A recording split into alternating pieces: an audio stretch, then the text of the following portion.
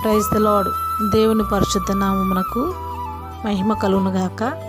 ఈరోజు దేవుని వాగ్దానం, యెహోవా నీవు చేసిన దానికి ప్రతిఫలం ఇచ్చును. రూతు గ్రంథము 2వ అధ్యాయము 12వ వచనం.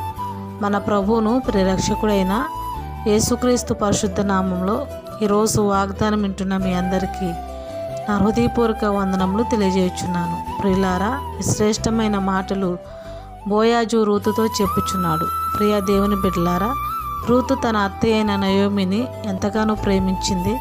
ఆమెకు అండగా నిలిచింది, ఆమెను పోషించింది.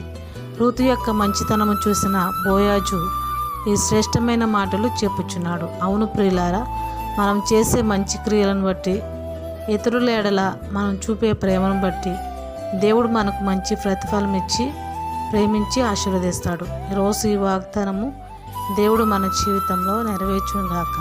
ఆమేన్, ఆమేన్.